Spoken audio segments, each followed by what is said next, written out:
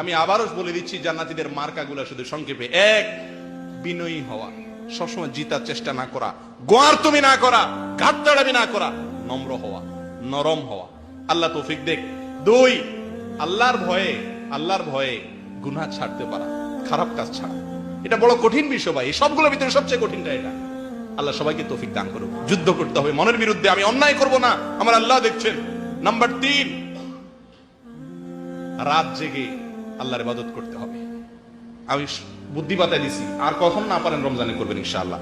Number চার, যারা চায় ভিক্ষুক অভাবী তাদেরকে দান করবেন, যাকাত দিবেন।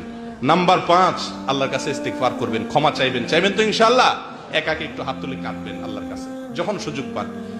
নম্বর ছয়, ধৈর্য ধারণ করবেন, অস্থির হবেন না বিপদে আপদে, অন্য কোনো অসুবিধাতে। নম্বর সাত, সত্য কথা বলবেন, ঈমান তাওহীদের উপরে থাকবো আমরা। আল্লাহ আমাদের সবাইকে তৌফিক দান করুক। নাম্বার আট, আল্লাহর অনুগত থাকবো, অবাধ্য হব না, আমার মালিকের কথা শুনবো, কারোর কথা শুনবো না, বইয়ের কথাও না, বাপের কথাও না, সাদিকের কথাও না, রুমের লোকের কথাও না, আল্লাহ কি বলছেন এটা শুধু দেখবো, বস অন্ধ আল্লাহর অনুকরণে।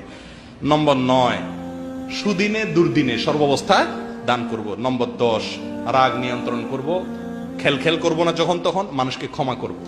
আছে না কিছু লোক মাপ চাইলে বলে, আরে রাগ, ওরে মাফ করা যায় না, না এরকম না, মাপ চাইছে ঠিক আছে মাফ করে দিলাম, এটা জান্নাতি লোকের লক্ষণ। নাম্বার 10। 11 নম্বর হলো নামাজে খুশুর সাথে, মনোযোগের সাথে নামাজ পড়ার চেষ্টা করব, ধীরে সুস্থে।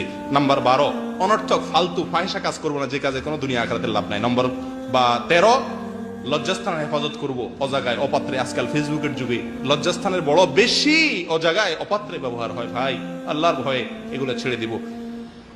নম্বর 14, শেষ হলো আমানতদারি রক্ষা করব, অঙ্গীকার পুরা করব। আল্লাহ আমাদের সকলকে আপনি তৌফিক দান করেন।